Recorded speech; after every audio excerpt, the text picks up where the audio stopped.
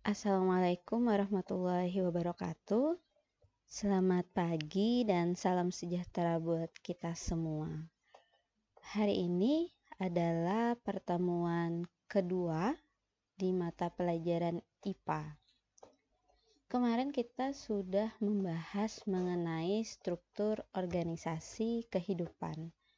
Kemudian Ibu juga sudah memberikan latihan 3 soal. Tapi kalau Ibu koreksi, kebanyakan itu salah di nomor 3. Nomor 3 itu adalah menggambarkan jaringan pada tumbuhan. Tapi kebanyakan itu menuliskan peta konsep tentang jaringan tumbuhan. Nah, dibedakan ya antara gambar jaringan tumbuhan dengan peta konsep jaringan tumbuhan.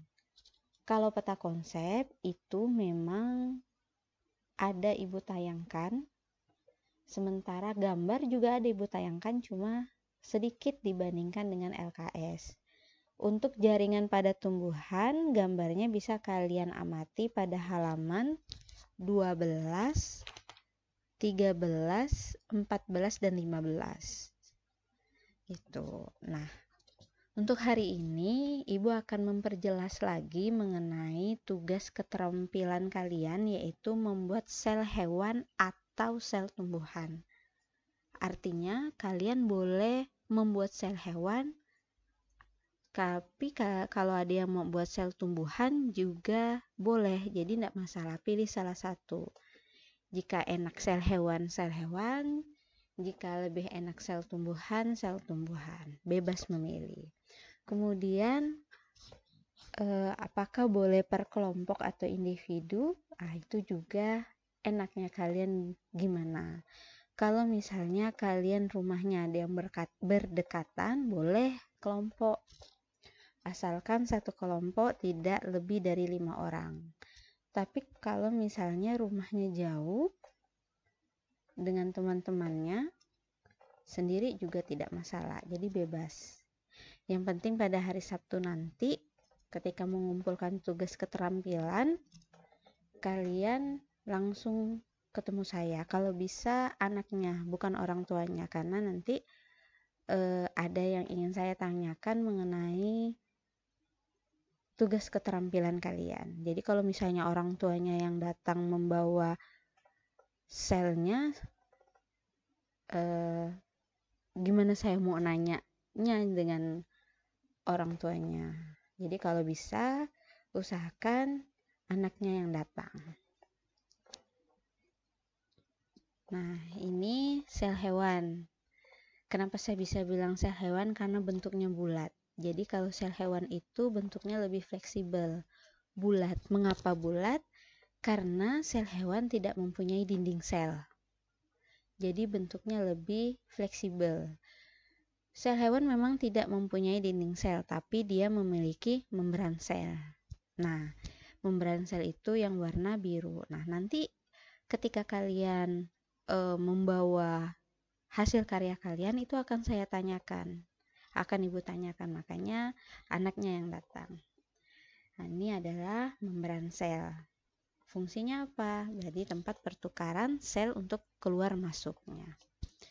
Kemudian kalian juga harus menjelaskan bagian-bagian yang ada pada sel tersebut. Misalnya titik-titik, titik-titik ini apa, yang seperti ini apa, ini apa, ini apa. Nah, itu penting. Jadi kalian tidak hanya membuat, tapi juga kalian harus mengetahui apa saja yang kalian buat. Sama, ini juga sel hewan. Memang lebih gampang membuat sel hewan, tapi kalau memang ini sebelahnya ini, tapi saya tidak terfoto, ini membuat sel tumbuhan. Bentuknya itu kotak. Kalau kotak pasti sel tumbuhan karena bentuknya kaku. Kalau sel hewan bulat karena bentuknya fleksibel. Biasanya kalau sel hewan itu menggunakan bola. Kalau ini kan menggunakan bola. Kalau ini menggunakan sesuatu yang berbentuk persegi panjang. Nah, Kalau ada yang ingin ditanyakan tentang tugas keterampilan bisa japri ke saya. Perkenalkan nama, kelas, dan menggunakan kalimat yang sopan, serta bertanyanya itu pada jam kerja, yaitu jam 8 sampai jam 11. Oke, kita flashback kembali mengenai sel hewan dan sel tumbuhan. Jadi, seperti yang tadi saya bilang, sel hewan itu bentuknya fleksibel karena dia memiliki membran sel. Sementara sel tumbuhan itu berbentuknya kaku karena dia memiliki dinding sel. Jadi itu satu perbedaan antara sel hewan dan sel tumbuhan. Kalau sel hewan memiliki membran sel, kalau sel tumbuhan memiliki dinding sel. Kalian juga harus tahu bagian-bagian dari sel yang kalian buat. Misal membran sel, apa fungsi membran sel? Nah, harus kalian tahu. Dinding sel, apa fungsi dinding sel? Nah, dinding sel itu fungsinya untuk melindungi isi sel, memperkuat sel, dan memberi bentuk pada sel. Makanya sel tumbuhan itu bentuknya kaku. Kemudian ada yang namanya nukleus. Nah, kalau pada sel hewan nukleusnya kecil, iya sama, ini nukleus, yang ini juga nukleus sama.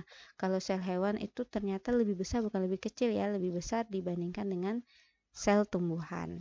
Nah, kalian juga harus tahu apa fungsi nukleus. Nah, nukleus itu apa? Nah, nukleus itu adalah inti sel, nama lainnya adalah inti sel.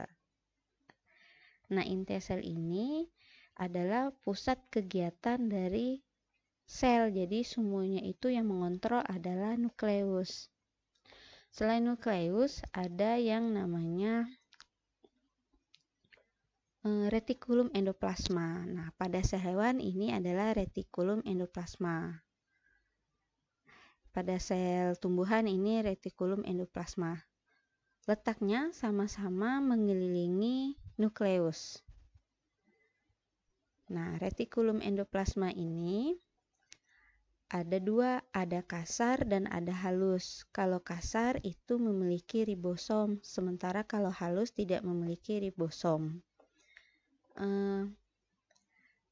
Kasar itu kalau ada bintik-bintik hitam. Nah, kalau bintik-bintik hitam ini ibaratnya adalah ribosomnya. Nah, kalau kakak-kakak kelas kalian membuatnya seperti ini. Nah, ini adalah retikulum, bentuknya berkelok. Ini retikulum yang halus berarti karena tidak ada bintiknya. Kalau yang ini ada bintiknya nih. Walaupun tidak warna hitam, warna biru enggak apa-apa, yang penting ada bintiknya. Berarti itu retikulum endoplasma yang kasar. Lalu fungsinya. Fungsinya retikulum endoplasma adalah untuk transportasi dan sintesis zat. Kemudian yang selanjutnya adalah vakuola. Nah, pada hewan vakuolanya tuh letaknya di tepi. Lebih kecil dibandingkan dengan sel tumbuhan. Vakuola pada sel tumbuhan itu lebih besar. Vakuola itu fungsinya untuk tempat menyimpan air, cadangan makanan, sisa metabolisme, dan pigmen. Kemudian ribosom. Nah, ribosom itu sudah saya jelaskan sebelumnya. Ribosom itu terletak pada retikulum endoplasma yang kasar. Fungsinya untuk sintesis protein. Kemudian ada yang namanya mitokondria. Nah, ini mitokondria pada sel hewan. Kalau yang ini mitokondria pada sel tumbuhan. Kalau kakak-kakak tingkat kalian menggambarkannya seperti ini, itu sebenarnya bebas. Mau bentuknya seperti apa bebas, kalau bisa menyerupai gambar yang ada. Nah, mitokondria ini fungsinya sebagai tempat terjadinya respirasi, sehingga menghasilkan energi. Ingat, kalau mitokondria itu ciri khasnya adalah bentuknya yang berlekuk-lekuk. Nah, kemudian ada yang namanya badan Golgi. Nah, pada sel hewan ini badan Golginya, kepada tumbuhan ini badan Golginya. Badan Golgi ini adalah alat pengeluaran dalam sel. Jadi mengeluarkan sisa metabolisme yang sudah tidak dibutuhkan lagi pada sel. Lalu ada yang namanya plastida. Nah, plastida pada sel hewan itu tidak ada. Sementara pada sel tumbuhan tuh ini dikenal dengan nama kloroplasma. Nama lainnya adalah kloroplasma. Nah, plastida ini mengapa hanya ada pada tumbuhan? Karena pada plastida ini mengandung pigmen kloroplas yang berfungsi atau berperan dalam fotosintesis. Tidak harus warna hijau, tapi umumnya berwarna hijau. Ada juga yang berwarna merah seperti bayam merah, itu punya klorofil tapi tidak yang berwarna hijau. Nah, kemudian ada yang namanya lisosom. Nah, kalau pada tumbuhan tidak ada lisosom, adanya pada sel hewan. Ini lisosomnya. Fungsinya untuk pencernaan sel. Kemudian ada yang namanya sentriol. Nah, sentriol ini hanya ada pada sel hewan. Fungsinya untuk pembalahan sel. Nah, kalian cari nanti di literatur, boleh lihat di buku atau searching di Google, di manakah sebenarnya letak sentriol di dalam sel hewan. Di sini sengaja saya hapus biar kalian mencari di mana letak sentriol. Nah, jadi kalau misalnya kalian nanti datang untuk membawa hasil karya kalian harus menjelaskan dengan saya atau saya yang bertanya bagian-bagian dari sel hewan itu apa saja, bagian-bagian sel tumbuhan itu apa saja. Tapi kalau misalnya kalian sudah lengkap menurut saya tanya sedikit, kalian bisa jawab, itu enggak masalah. Tapi kalau misalnya banyak kurangnya, itu yang nilainya agak sedikit tidak memuaskan. Nah, kita lanjut ke jaringan. Kalau pada tumbuhan, kita bicara tumbuhan karena berkaitan dengan soal yang kemarin. Organ pada tumbuhan itu kan ada 3, yaitu daun, batang, dan akar. Nah, pada daun itu ada jaringan. Nah, ini jaringan pada daun.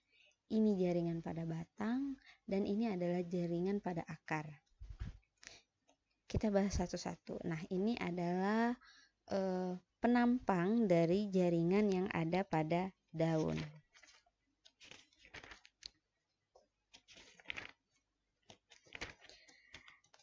Oke, daun itu kan pada umumnya tipis dan berwarna hijau. Mengapa berwarna hijau? Karena memiliki klorofil. Klorofil itu yang menyebabkan daun bisa berfotosintesis. Tapi ada juga daun yang berwarna kuning, merah, ataupun ungu, tergantung dari pigmen yang dimilikinya. Nah, bisa dilihat pada gambar, daun ini terdiri dari banyak jaringan. Nah, seperti yang kita pernah bahas di awal, kumpulan jaringan itu membentuk organ. Nah, ini adalah jaringan. Nah, jaringan membentuk organ. Itulah namanya daun. Oke, jaringan yang pertama pada daun adalah jaringan epitel. Epitel ini nama lainnya adalah epidermis. Ditulis epitel atas karena letaknya di atas. Kalau di bawah namanya adalah epitel bawah. Nah, fungsi jaringan epitel atau jaringan epidermis itu berfungsi untuk melindungi jaringan yang ada di bawahnya dan juga melindungi agar tumbuhan tidak kehilangan terlalu banyak air. Nah, berarti ini sebagai bentengnya, melindungi jaringan yang ada di bawahnya. Kemudian setelah epitel ada jaringan palisade. Ini jaringan palisade yang bentuknya seperti tiang. Nah, jaringan palisade ini banyak mengandung klorofil. Semuanya banyak mengandung klorofil sehingga berfungsi untuk fotosintesis. Di bawah jaringan palisade itu ada yang namanya jaringan spon. Nah, jaringan spon yang bulat-bulat. Nah, jaringan spon ini berfungsi sebagai tempat pertukaran dan penyimpanan gas. Tempat pertukaran dan penyimpanan gas. Setelah itu, yang bulat ini itu yang namanya jaringan pengangkut. Nah, sebelumnya kan saya sudah menjelaskan kalau jaringan pengangkut ini ada dua, ada silem dan ada flom. Ini pelajaran di SD kalau tidak salah. Jaringan silem dan jaringan flom.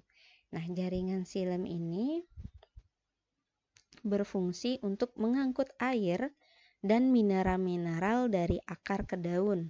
Sementara jaringan flom itu fungsinya meneruskan jaringan silem, yaitu mengangkut zat makanan dari daun untuk diedarkan ke seluruh bagian tumbuhan. Nah, jangan lupa ini ada celah ini yang namanya stomata. Namanya stomata. Yang ini. Stomata ini fungsinya sebagai tempat penguapan dan pengambilan gas-gas yang dibutuhkan. Oke. Lanjut ke jaringan yang ada pada batang. Nah, jaringan pada batang pada umumnya itu terdiri dari 3 bagian. Ada epidermis, sama epidermis itu letaknya paling luar karena fungsinya adalah untuk melindungi jaringan yang ada di bawahnya atau di dalamnya. Yang kedua adalah korteks. Nah, ini adalah korteks. Kemudian yang ketiga adalah silinder pusat yang terdiri atau mengandung flum, silem ataupun jaringan dasar. Nah, batang itu terbagi istilahnya menjadi dua, ada dikotil dan ada monokotil.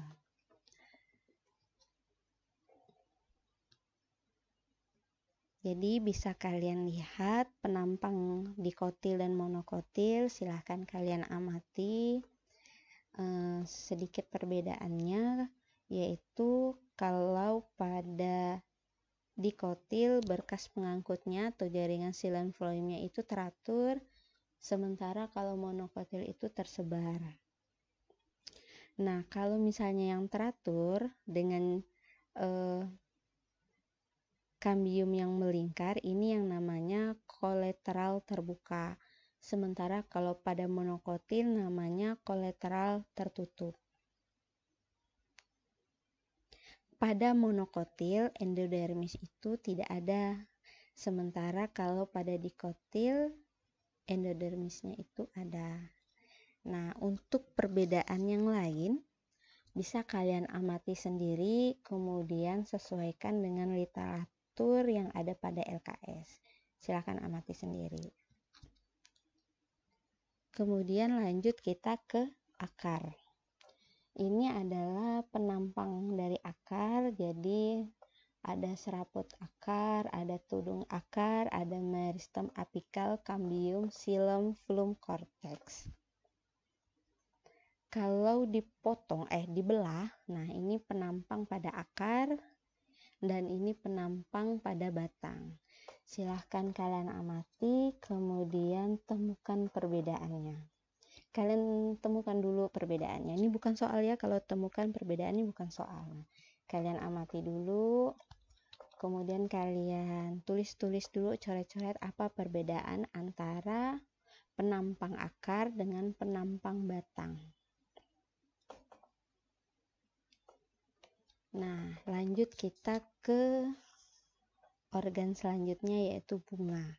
Bunga itu adalah alat reproduksi yang dimiliki oleh tumbuhan.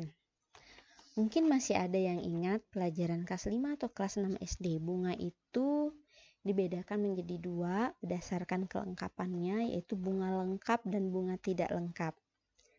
Artinya kalau bunga lengkap itu memiliki semua bagian bunga. Nah, bagian bunga itu ada tangkai bunga, ada mahkota bunga, ada putik, ada benang sari, dan ada kelopak. Jika bunga itu memiliki semua bagian bunga, itu namanya bunga lengkap. Sementara jika ada bunga yang tidak memiliki satu saja bagian bunga, itu namanya bunga tidak lengkap. Sebagai pengingat kembali, kalau bunga lengkap itu contohnya adalah bunga kembang sepatu. Nah, gambar yang ada di layar HP kalian itu adalah contoh dari bunga lengkap. Kenapa? Karena memiliki semua bagian bunga. Ini adalah tangkai, kemudian ini adalah kelopak, ini mahkota yang berwarna-warni. Nah, kenapa berwarna-warni? Karena untuk menarik perhatian serangga. Kemudian ini ada benang sari, yang ini adalah putik. Nah,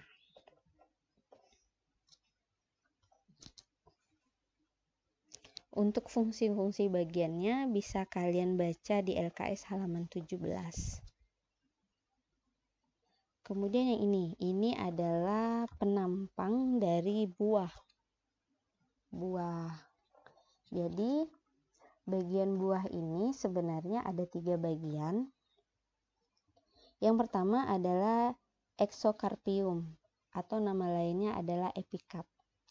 Yang kedua, ini berarti kulit. Nah, arti epikap itu kulit.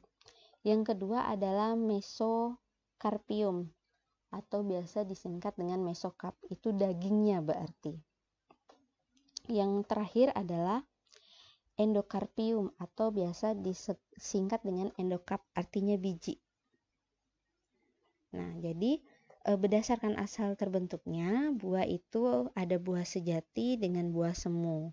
Buah sejati artinya buah yang berasal dari bakal buah, contohnya mangga, pepaya, ataupun rambutan. Sementara kalau buah semu itu terbentuk dari selain bakal buah, contohnya jambu mente. Kemudian fungsi buah ini adalah untuk melindungi dan membantu dalam proses penyebaran biji. Selanjutnya adalah biji. Nah, biji ini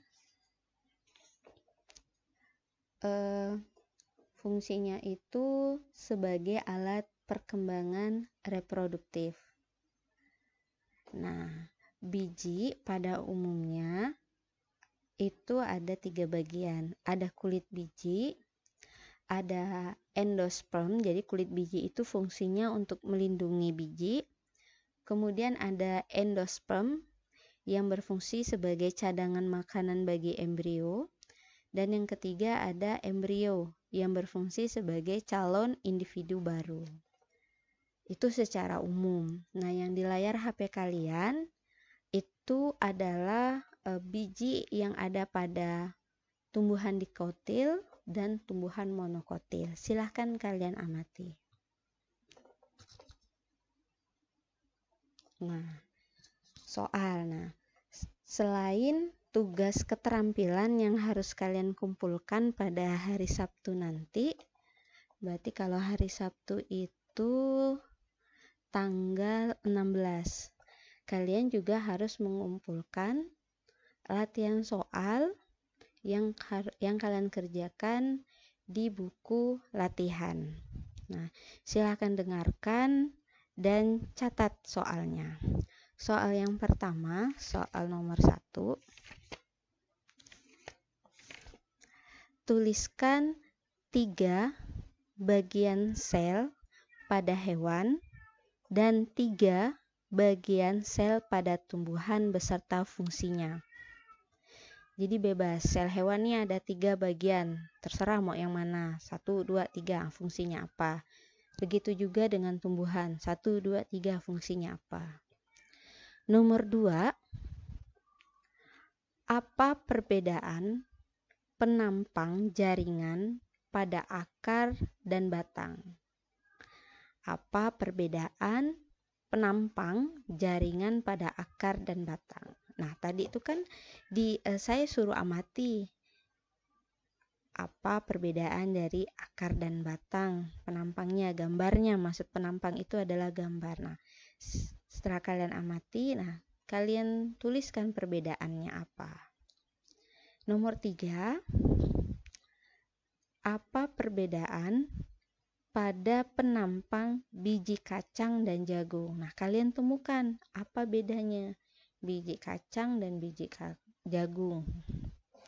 Yang terakhir, nomor 4, gambarkan bagian bunga lengkap. Nah, jadi ada 4 soal ya.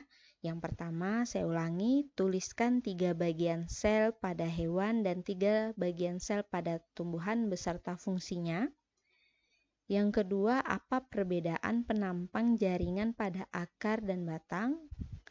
Yang ketiga, temukan perbedaan pada penampang biji kacang dan biji jagung. Dan yang terakhir, gambarkan bagian bunga lengkap. Tugas ini dikumpulkan pada hari Sabtu tanggal 16 Januari 2021 pada pukul 8 sampai dengan pukul 10. Berarti ada 2 tugas ya yang harus dikumpulkan. Tugas keterampilan yaitu membuat sel, dan tugas pengetahuan yaitu tugas yang dikerjakan di buku latihan. Kalau bisa anaknya yang datang untuk mengumpulkan tugas, karena ada tes lisan atau ada yang ingin saya tanyakan mengenai proses pembuatan sel. Kalau kelompok ya nggak apa-apa, nggak masalah. Kalau ada yang kurang jelas, silakan tanyakan langsung ke saya, japri saya dengan menyebutkan nama, kelas dengan kalimat yang sopan pada jam kerja, yaitu jam 8 sampai jam 11. Karena banyak yang bertanya itu jam 11 malam, jam 10 malam, atau jam 8 malam. Kita kan belajar pada jam sekolah, nah tanyakanlah pada jam sekolah. Memang sih kalau malam kadang saya online, tapi kan bukan berarti harus membuka buku lagi. Jadi pertanyalah pada jam 8 sampai dengan jam 11. Sekian penjelasan dari saya. Kurang lebihnya mohon maaf. Saya akhiri. Assalamualaikum warahmatullahi wabarakatuh.